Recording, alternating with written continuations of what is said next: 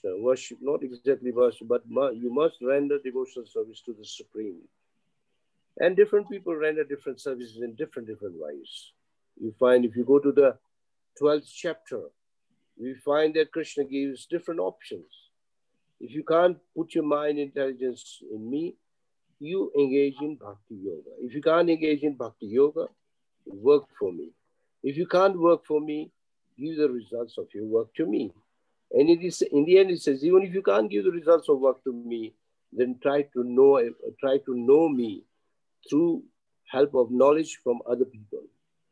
So 5 steps are already given there. So one of the steps is that give the results of work to me. So many people do good work. Like many people build hospitals, schools, ashrams, orphanages for small children. They help poor people. This is also bhakti. But when it comes to bhajya, it means they are already on the level of bhaj, but they are doing it indirectly. If you want to do directly, then you have to work for Krishna. Or render devotional service by hearing, chanting, remembering, etc. Then your senses will awaken and slowly you start drifting towards Krishna. And that is the whole program of Bhakti Yoga. Now, one who doesn't serve Krishna, Sri Prabhupada comments in the purport, is actually a thoroughly condemned person. Why? Because constitutionally we are part and parcel of Krishna. In the 15th chapter, Krishna says, Mame Baso Jiva Loke Jiva Bhuta Sanatana. The meaning is, all the living entities are my part and parcels. And they belong to me. Even in the 4th chapter, verse number 35, Krishna, while telling Arjuna to go to a spiritual master, in the following verse 35, he says, a spiritual master will teach you or reveal the knowledge to you that all the living entities belong to me. It means we all belong to Krishna. And the duty of a spiritual master is to rejuvenate the relationship, build that broken relationship again with Krishna. And that is the program or the duty of a spiritual master. Spiritual master does not do more than that. He joins you back to Krishna. And that is the service of a guru, any spiritual master. Furthermore, it says, when you say bhajanti, it means not to demigods, but to Krishna. And if you study from chapter 3 to chapter 6, it's a kind of a ladder. I think everybody knows a ladder, step by step. And His Holiness Bhakti Virad Bhagavad Maharaj explained that the lowest rung of the ladder, rung means the lowest step. Even before you step on the ladder, we are more or less like animals, eating, sleeping, making, defender. But when you go on the first step, it starts with karma kanda. And as you go over the karma kanda, it starts karma yoga. So we cannot blame people who do karma kanda.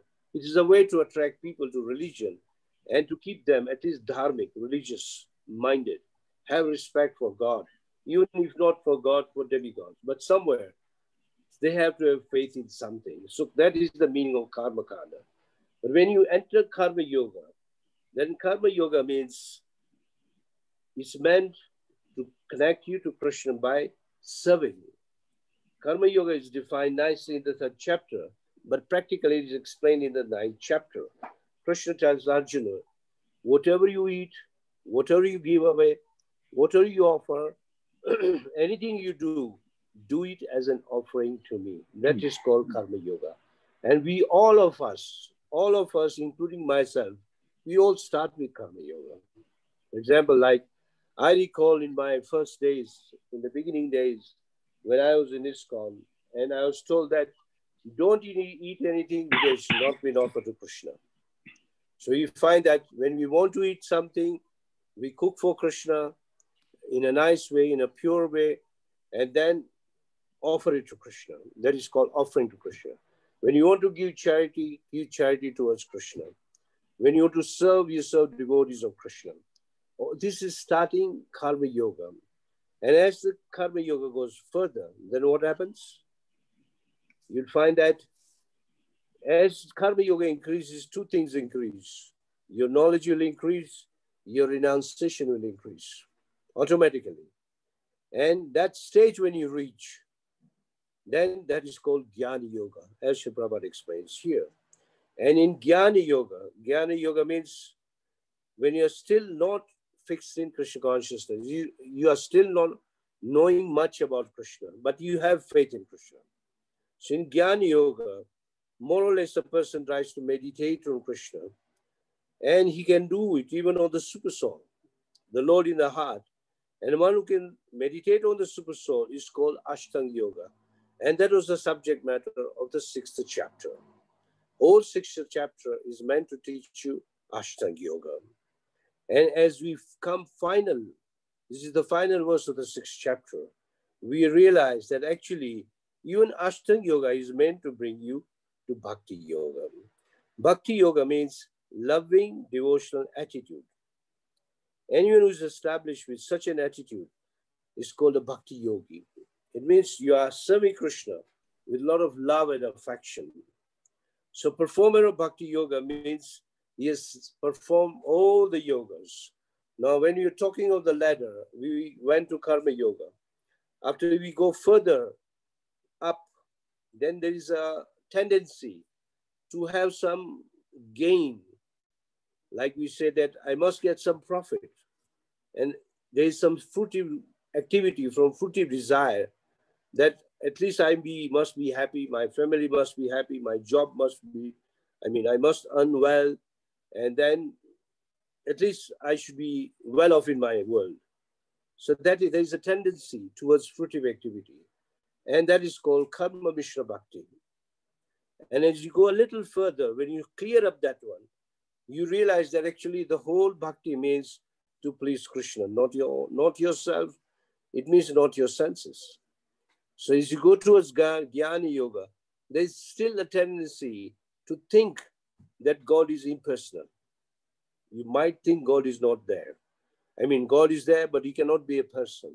He's formless. And Sri Prabhupada says, this is the first stage in self-realization. Most of us will think, since I can't see him, or when I look in the sky, I can't see beyond the sky. It means God is formless. And even if he's there, till I don't see him, I don't believe in him.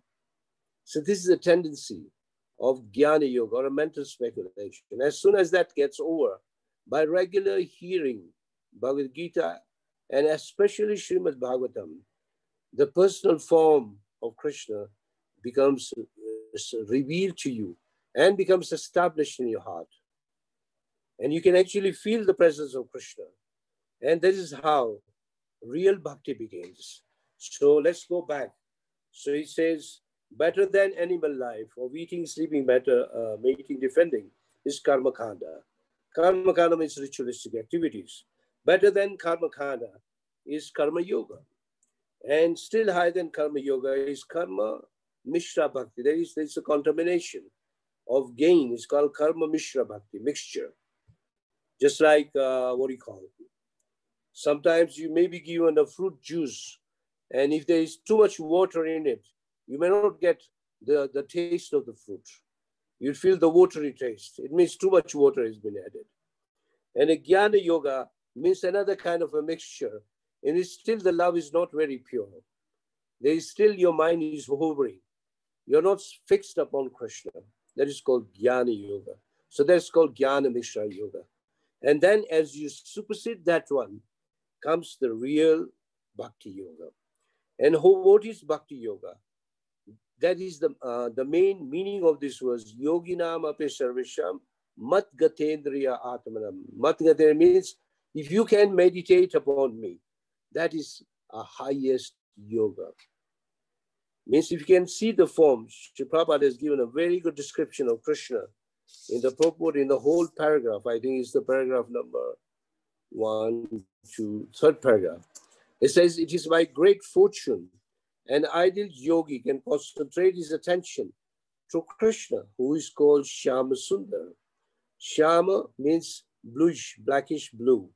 Just like when rain is about to come, the sky becomes like bluish grayish. That is the color of Krishna. So the Shama, Sundar. Sundar means most beautiful, most attractive. And Srila Prabhupada writes, who is beautifully colored as a cloud, whose lotus-like face is as effulgent as the sun, whose dress is brilliant with jewels, whose body is flower garlanded, illuminating all sides is his gorgeous lustre, which is called the Brahmajyoti. He incarnates in different forms as Rama, Narasimha, Vara, Krishna, etc. And he acts as a perfect son, as a perfect father, perfect husband, and master, and even a perfect lover. This is Krishna. So when your mind comes to that relation, now you should keep bear in your mind one thing. In order to keep this mind, this form of Krishna in your mind, you have to have one relation with Krishna, at least one relation. In the introduction of Bhagavad Gita, Srila Prabhupada says at least one of the 5 relations are possible. The first one is called Santarasa. Santarasa means to serve Krishna in neutrality. Santa also, word comes from peace.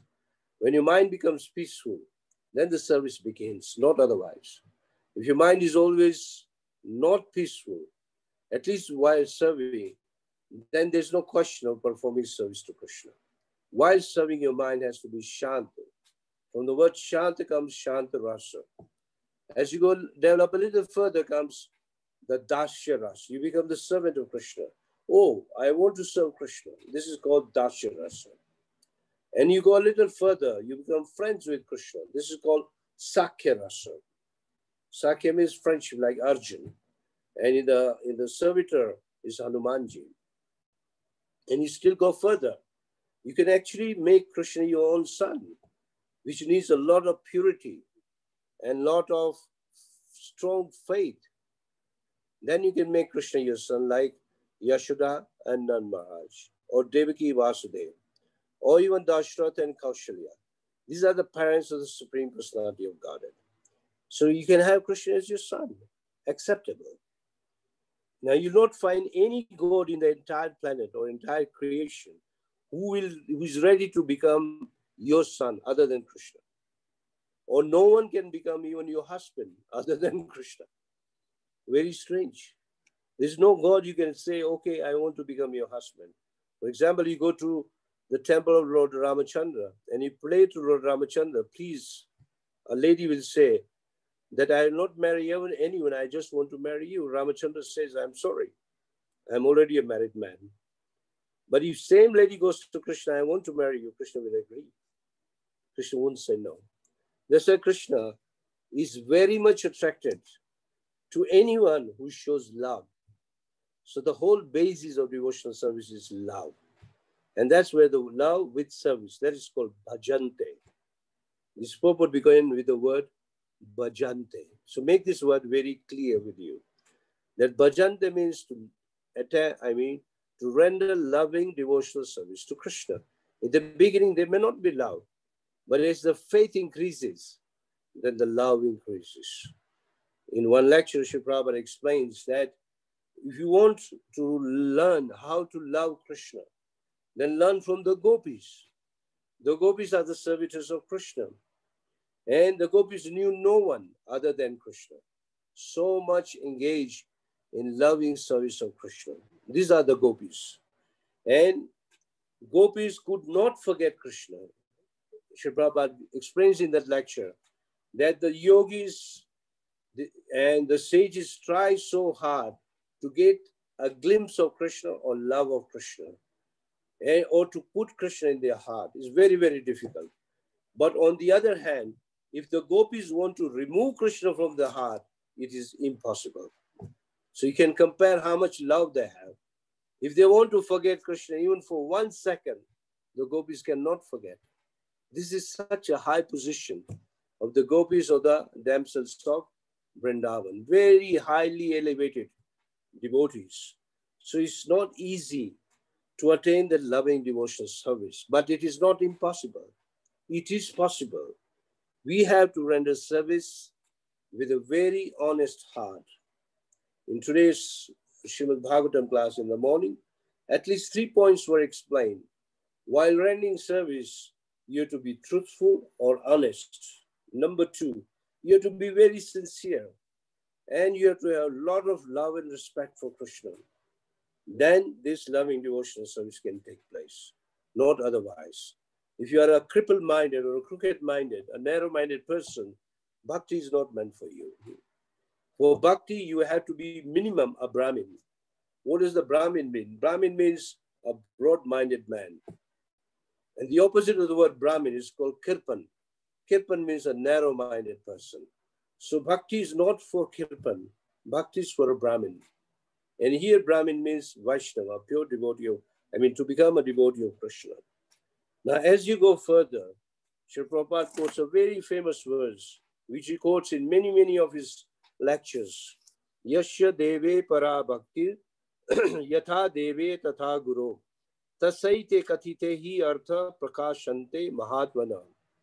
He says, unto those great souls, here the great souls means devotees, who have implicit faith in both the Lord and the Guru, means the spiritual master, all the imports of the Vedic knowledge are automatically revealed. So you have to have what you call grace of two people, the spiritual master and the devotees on one side, and another one is Krishna.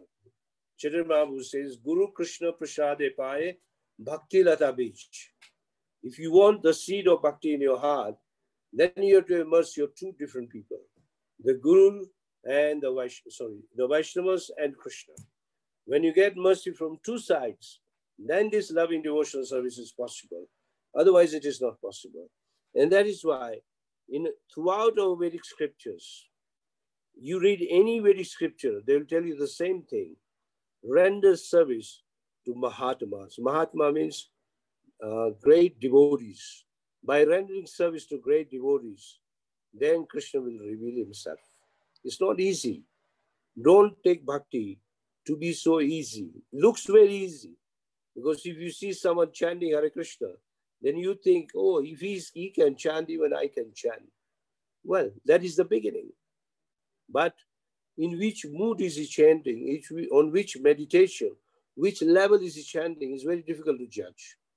But when you see a devotee chanting, that is very different. I think was it last time I gave you the story of Madhavendra Puri. When he went to Apatprem, which temple is that? Kirchora Gopinath. Which town is that? It's called Remuna. It is called Remuna in Balaspur district. Remuna. Yeah. Yes. In Remuna he went, and of course he was on the way to Jagannath Puri. And he passed by the temple, and he wanted to taste the sweet rice offered. And he's called Gopinath. Later it became Kirchora Gopinath, because he stole sweet rice for this particular devotee, Madhavendra Puri. But he felt very guilty when he was thinking like that. So he sat down in the marketplace, in an empty marketplace, and he was chanting Hare Krishna. And if someone noticed him, the way he was chanting, may think that he's just a beginner. But he was not a beginner. Prabhupada says you're chanting like an aspiring devotees. You find that an aspiring devotees, they chant very clearly. And my own son, I remember when he was 5 years old, when he would chant in the temple, then all the devotees would gather and sit around him, because the words were so clear.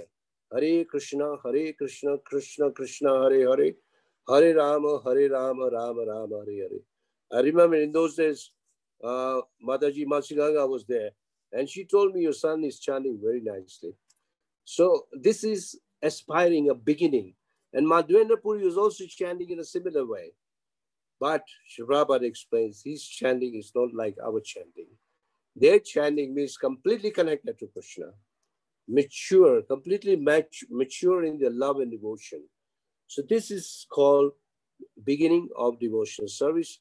And how does it become mature is explained in the last section, where the word Nashkarmyam is put there. So going back to the ladder, we started with animal propensities. Better than animal propensities is karma kanda. Better than karma kanda is karma yoga. Still higher is karma mishra bhakti. Still higher is Jnana Mishra Bhakti, and still higher is Sakam Bhakti, and then still higher is Naishkam Bhakti. Naishkam means you don't want anything from Krishna. Only thing that you want to do is to please Krishna. So in the Chaitanya Charitamrita, there is a verse to explain this point. He says, Krishna Das Kaviraj says, Mukti Mukti Siddhi Kami Shakaliya Shanta, Krishna Bhakta Nishkam Ataiva Shanta. A devotee of Krishna is very peaceful because he is not desiring bhukti. Bhukti means sense enjoyment. Mukti means liberation. Siddhi means a yogic perfection. Or does he want any kind of sense enjoyment? He only wants to serve Krishna without demanding anything from Krishna. So when you are serving Krishna, do not ask for anything. It's the biggest mistake one can make. Our acharyas explain that when we ask something from Krishna, we may asking something wrong, end up asking something wrong, and we lament for the rest of our life. Why did I ask this from Krishna? Sometimes you may speak something which is not suitable to speak in front of Krishna. That's why Srila Prabhupada says, if you want to speak anything, even if you want to sing in front of Krishna, sing the prayers or bhajans which are spoken by previous acharyas or previous devotees. Like if you go to Srimad Bhagavatam, throughout Bhagavatam, so many prayers are there. The first person to render service, first prayers was Arjuna. You find that when Arjuna was in trouble, when, Ashwatthama to release Brahmastra, he was puzzled, what do I do when Krishna is with him? He is asking Krishna, you are the only one who can protect us. And if this Brahmastra goes on, then there will be a massive destruction, even of this planet. And Krishna says, put on your Brahmastra and bring it down. Foil the other Brahmastra of Ashwatthama. So while before sending the Brahmastra or using Brahmastra, Arjuna is the first person to speak prayers. Second is Kunti. Third is Bhishmapita. In this way, throughout Bhagavatam, you find so many beautiful prayers. Why prayer? Why praying? Prayers are written because when you hear those prayers, it soothes your heart. Our heart is generally boiling. Boiling means the whole day work, or even if there is no work, so many thoughts are there. And sometimes you're not happy with your own self. Like today, one Mataji came in the temple. She said that I'm chanting, but sometimes when I chant a little late, I don't enjoy chanting and I become very angry with myself. So what do I do? Yes, it happens to everyone, including myself. If I not finish my round, I feel very bad and guilty and can make you angry. So the best thing is to pray at that time. So prayers are very useful. And all these people who offer prayers are all Naishkamya Bhakta. Kunti, Arjun, Bhishma, and later on, even Lord Shiva is offering prayer, Lord Brahma is offering prayer, Indra is offering prayers, and Narad Muni is offering prayers. So many personalities offer prayer to one Krishna. At different situations, different circumstances.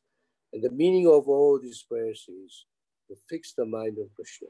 Because when you pray, you have to have a very humble mind. Otherwise, you can't pray. And in many cases, you have to kneel down. If you want to learn how to pray nicely, go to a Christian church. See the way they pray. So nicely. They kneel down and they pray. And this is the way to pray. Put your head down, kneel down, and present yourself as good as a fool. And then you pray. It makes a big difference. So this verse, Yoginam Abhisavisham, is meant to teach you how to meditate on Krishna, to concentrate on Krishna. And the biggest mischief maker is our own mind or our unsteady intelligence. It will try to fool you around. It fools our own selves. And many times it's done by the Maya, and 90% it is even done by our own self. So instead of blaming anyone, blame our own selves or think that it is my fault. I am wrong somewhere. In this way, you will be able to meditate on Krishna and will not be able to deviate from Krishna. Remember the words of Prabhupada. I'll repeat those words again. That the yogis or sages want to establish Krishna in the heart is very difficult for them. And for the gopis to forget Krishna from their heart is very difficult for them. So now you can compare where is a yogi and where are the gopis. Gopis are bhakti yogis. These yogis here refer to the karma yogi, jnana yogi, ashtanga yogi. So biggest difference between this class and that class. So try to meditate on Krishna. That is the whole meaning of this verse. Yoginam api sarvesham mat gatendri atmanam shraddhavan bhajate yomam. Shraddha sabda is there. When you run a service, faith, shraddha means faith, has to be very strong. It can be a little service or it can be a very big service. It does not matter any service. Krishna is pleased with any small service you render or even a big service you render. But in all cases, your faith has to be very, very strong. And if you can do it, then you are also a yogi. And that Krishna says that if one can do that, he is intimately united with me. In yoga, he is the highest of all. And that is my opinion, Krishna says. Why Krishna says my opinion? Because Krishna thinks maybe someone else may have another opinion. But this is the Supreme Personality of giving, Personality of himself, Supreme Personality of God himself giving his opinion that the highest yogi is the one who can always meditate upon Krishna. Hare Krishna. Now it's already 8:45. We'll open the floor. If people have questions, devotees have questions, they can ask. Hare Krishna. Kindly unmute and ask your questions. Hare Krishna, Prabhuji. Hare Krishna. I hope this is not a silly question, but throughout the Bhagavatam, so a lot of the demigods just had to give so many curses. Like, for example, you said Indra cursed Narad Muni. And, if we are looking at them at a higher level, I think of forgiveness. And so why did they resort to such drastic measurement of these curses instead of helping the devotees or whoever they curse in a bit of a gentler approach? Could you please tell me that? Okay. Now, when you say demigods, you should know that no doubt demigods are higher than us and we should not offend any demigods. But all demigods are situated in the mode of goodness. And the mode of goodness, they even when the mode of goodness, it is contaminating. If you go to the 14th chapter, Krishna says the result of mode of goodness is happiness. And too much happiness is not good in your devotional service. And in the mode of happiness, you're bound to make mistakes. For example, Indra committing so many mistakes. We hear that. And other demigods committing mistakes. Even Brahma making mistakes become illusion. Why? Because they are situated in the mode of goodness. But when you talk of devotees, the devotees are in the mode of pure goodness. They are beyond goodness. So there is a tendency to commit mistake in goodness, but not in the mode of, when you're on the level of pure goodness.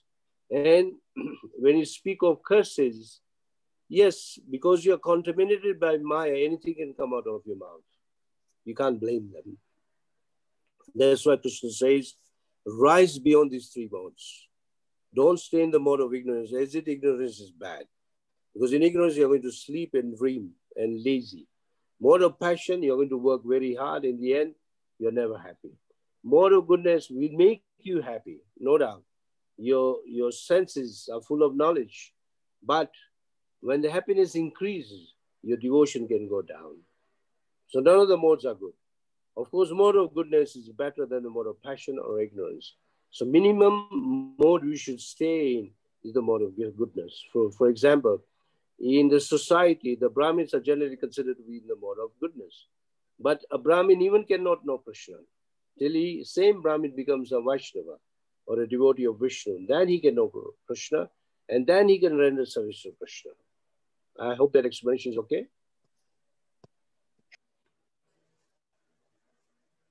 Thank you, Prabhuji. All right. Anybody else has a question? Hare Krishna, Prabhuji. Hare Krishna. I wanted to ask, I was listening to Srila Prabhupada today, and he was talking about prayers and prayers. Yes. I was wondering if you could maybe expand on that a bit, explain it a bit more, what he means. Okay. These two words are very important, Shreya and prayer. Now, prayer means something which you feel good instant, a happiness which you feel instant, but later on, you suffer. Later on, you lament. For example, like we all get attracted by beautiful items, but not all beautiful items or beautiful looking persons can be good people, not always. So we get attracted to anything which is nice looking. Sri Prabhupada gives the example in the same lecture, if I'm not wrong. He says, if you tell a child not to play, he's very angry. I mean, if you tell your child, do your homework, then for him, prayer means he likes to play. And when you tell the child, no, now you played enough, do your homework, that is called Shreya, because that is right for him. So it's not that we are stopping the child from praying. So in our case, too much sense gratification is called Shreyash. But prayesh means same senses when they're using the service of Krishna, it's called prayer. If you go to the second chapter, I think it's the verse number 69, almost towards the end, it says that Shreya means anything which is attractive, which is very, very attractive to your senses, and you like to enjoy it, and later on you suffer. That is called Shreya. Whereas another item which may not be very attractive, but it is for your own good. Sri Prabhupada gives example on that level. For example, if you tell people to wake up early at 3:30, 4 o'clock to attend Mangalarti, they say, oh, not good, not nice. But if you attend a Mangalarti for a few days, it becomes a Shreya. You understand the meaning? Nobody likes to wake up early. But for spiritual life, you have to wake up early. Otherwise, you cannot practice your spiritual life. According to Shastras, a Mangal Murta means 1.5 hours before sunrise is an ideal time to practice spiritual life. Even to practice yoga, what to talk about bhakti. So spiritual life is done beginning at that time. That's why in our ISKCON temples, it's a rule that you must wake up before 4. Take a bath and come to temple in time, 4:30 sharp, to attend the Mangalarti. Why that rule is there? So that you get used to it. From prayer, you come to Shreya. I think now you understand the meaning, prayer and Shreya. Yeah. I think what brings you? Sorry, probably. I think you mixed them up a bit while you're explaining it. I think you said prayers instead of prayers. Yeah. Oh, sorry. Prayer is temporary. Prayer means instant happiness and later on you suffer. Shreya means instant, not very happiness, but later on you get happiness. Yeah, thank you. Thank you, Prabhupada. That's why I gave you the example of a child. Yeah, a child who is playing too much. For him, if the mother says or the father says, do your homework, he doesn't feel good. He thinks it's not good. But when he does homework, it's Shreya for him. Yeah. Or in the temple, when we are told to wake up early by the temple authority, we say, oh, let me sleep a little. I'm too tired. But you have to wake up. Because without discipline, there's no bhakti. Yeah. By the way, not just in our temple. In every religion, there is a discipline, and you have to follow the discipline. Okay? Prabhupada mixed so you can read that verse 269. So you're in good company. Yeah. Prabhupada mixed the words up in the talk. Sorry. I made a mistake. Okay. Thank you. No, so Shreya and prayer. All Thank you. Okay. Thank you very much, Silpasha. Hare Krishna Prabhuji, I know you have elaborated this before, but can you please kindly elaborate between Sakam and Nishkam? Okay, Sakam means you are still mixed with a bit of happiness on your side. Nishkam means full happiness or everything for the pleasure of Krishna is called Nishkam. Sakam means you are not still fixed completely in Krishna consciousness. We can use the word swartha. You know swartha? There is some swartha, some selfish motive in you. That is called Sakam Bhakti, in which you want to gain something. Something like they say, I must get some profit. Like you employ someone, if you don't pay him wages, he's not going to work for you. So in Sakam Bhakti, you want some profit, which is not considered pure. But in Nishkam Bhakti, you don't want anything from Krishna. You just want to please Krishna. That is called Nishkam. So Nishkam Bhakti means pure devotee, pure devotion. Okay, is it clear? Yes, so Nishkam is you don't want anything from Krishna, but all you want to do is please him. It's not that you don't want anything from Krishna. Please Krishna by loving devotional service. It's not that there is no activity. You are fully active, but you want to please only Krishna. I think there is some time left. I'll give you a small story to explain you this point. Okay. Of course, this comes from Vrindavan, and this was explained by one of the Brijvasis. He came here. You may be knowing him, Dinabandhu Prabhu. He's an American, but he lives in Vrindavan. So he gave this story. He says, one day, Krishna was waiting for Radharani, and Radharani did not come. And Krishna was not feeling very happy. So why Radharani did not come? Because the Radharani was held up at the housework, and her mother-in-law will not allow her to go out. So she was bonded. And here Krishna's friend is called Subal. Subal saw that Krishna is not happy. So in order to please Krishna, what did Subal do? Because his height was same like Radharani. Even his features, he was very bright looking, just like Radharani. So he went with a small cow to Radharani's house. And he knocked at the door of Radharani's house. So the mother-in-law opened the door. He says, what do you want? He says, it looks like one of my calves have come inside. In Vrindavan, everyone has cows and calves in their houses. He says, okay, come and look for it. So when he went inside, he saw Radharani. And he told Radharani, Krishna is waiting for you. Why you're not going there? He said, how can I go? My mother-in-law is there. And what do you call? My sister-in-law, what do you say in Gujarati? Jetani, yeah, something like Derani, Jetani, yeah, something like that. So they are all at the door. How can I leave? He says, do one thing. Let's change dresses. You wear my dress, I wear your dress. So Radharani wears Subal's dress. And Subal wears Radharani's dress. And he waited and told Radharani, go and meet him and come back. So Radharani, disguised as Subal, left out of the door. Mother-in-law, and with a small calf in the hand. So mother-in-law thought, oh, is that same boy. She went to see Krishna. Krishna is very happy. Radharani is also very happy. When all that is over, she came back. Again, the clothes were changed. And Subal went out. Nobody discovered that it was a boy who had disguised as a girl. Now, if you understand this story, it was meant to please Krishna. This is how you please Krishna. You give Krishna what Krishna wants.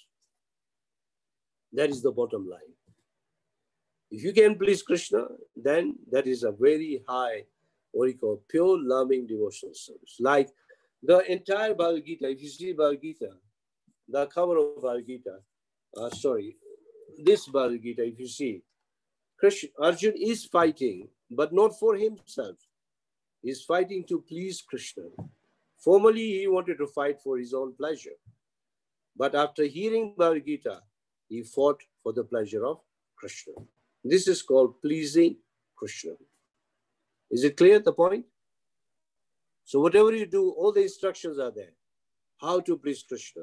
And the best instructions can be given by our spiritual masters, the senior devotees, all the acharyas in this spiritual succession. They'll tell you how to please Krishna.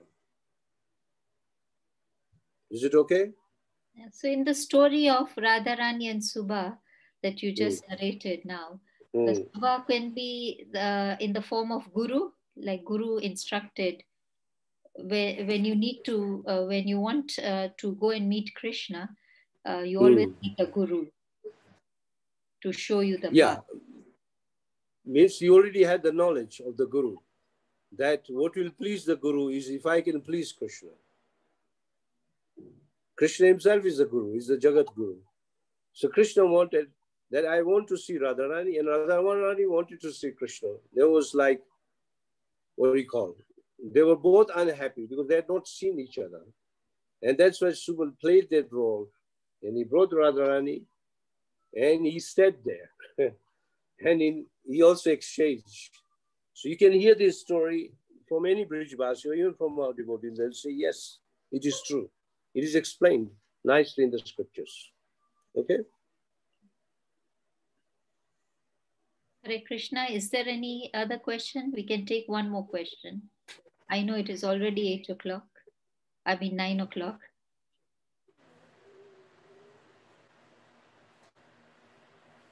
I think, Prabhuji, today is Friday. People are exhausted. Okay. I exhausted the time as well. So yeah, time is up already. It's 9 o'clock sharp here in Kenyan time. I think UK time is 6 o'clock. yes. So anyway, we'd like to thank everyone for attending the program. And we'll meet again the next Friday, hopefully. And let's try to go for Nishkam Bhakti, all of us. Try to please Krishna. Yes. And how can Nishkam Bhakti be performed in ISKCON is by pleasing Srila Prabhupada. That is called Nishkam Bhakti. You do what will please Prabhupada, that is enough. That is in my level, my words. Nishkam Bhakti means to please Srila Prabhupada. If Prabhupada is pleased with your devotion, it means Krishna is pleased. Even in the Mangalarati, the last line says, Yashya Prasada Bhagavad Prasada, Yashya Prasada Na Gati Kutopi. The last line says, when the spiritual master is pleased, Krishna is pleased. When spiritual master is not pleased, Krishna is not pleased. So whatever Prabhupada says, if you do it, Krishna is happy. Because Prabhupada is a pure devotee. So we have to please the pure devotee. Prabhupada wants, we chant our rounds, we do not deviate from Krishna consciousness, following our regular rules and regulations, render service to the temple, render service to the mission, distribute his books, perform Harinam. These are at least some examples I have given you, which will please Prabhupada. And the best way to perform Prabhupada service is to become a reliable devotee and loyal devotee of ISKCON. This will please Prabhupada very much.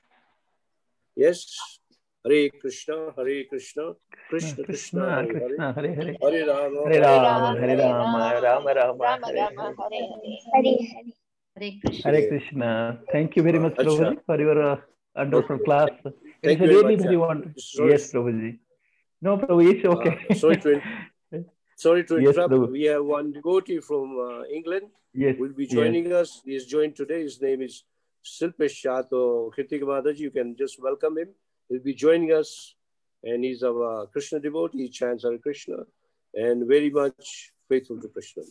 Hare Krishna. Hare Krishna. Thank you very much, Shilpesh Prabhuji. I was going to acknowledge your presence. Prabhuji, even I'm in England, so we are in the same time zone.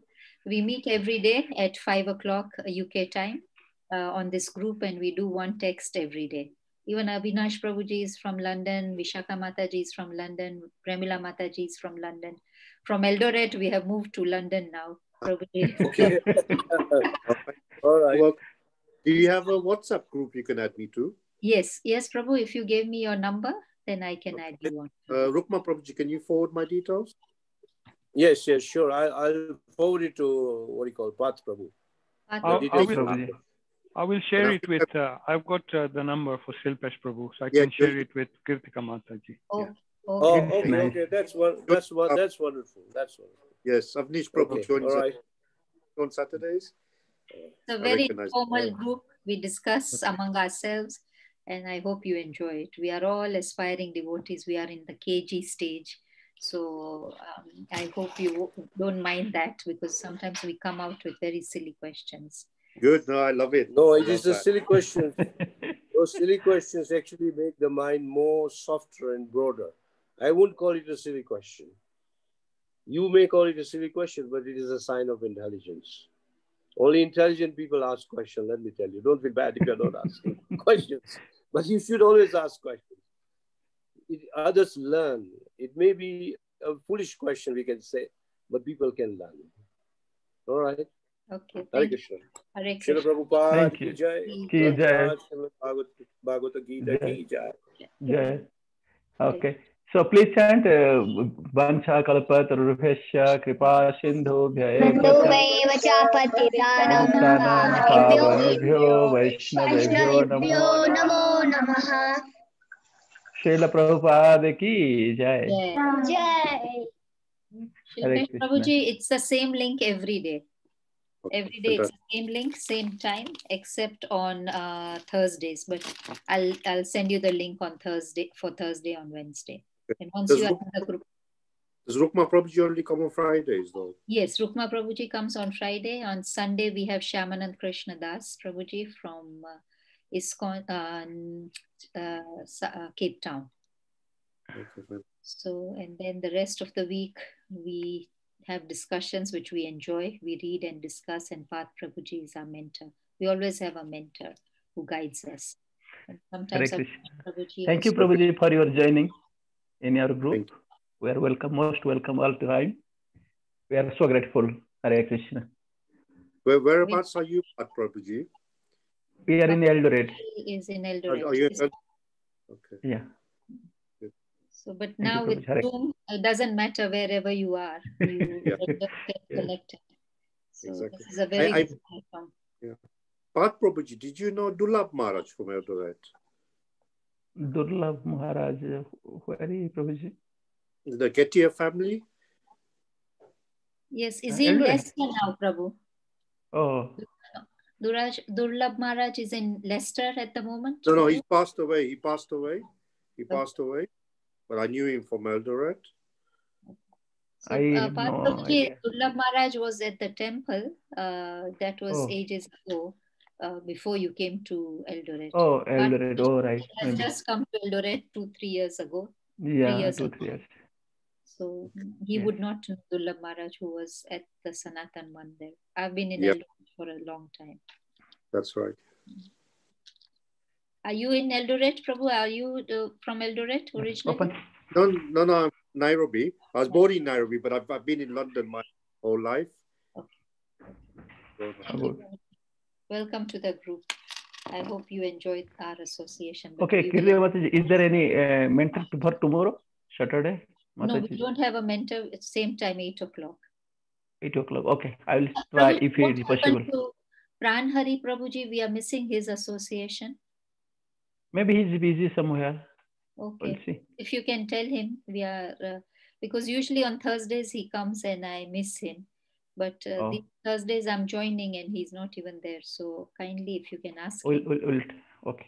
that we are missing him. Yes, Mataji. But on Sunday, Shyamanand Krishna Das. Yes, Shaman. Okay. So I have. I'll try. I'll contact with some mentors if possible. Then we will tomorrow. There is a new chapter. Yes, Prabhu. And very nice verse also. Then, if possible, then we will come. I will let you send a message in the group. Otherwise, you will continue. Hare Krishna. Hare Krishna. Otherwise, Shyamanand Prabhuji always revises the text before. Yes. So he will it's okay. Yeah. Hare Krishna. Hare Krishna. Hare Krishna.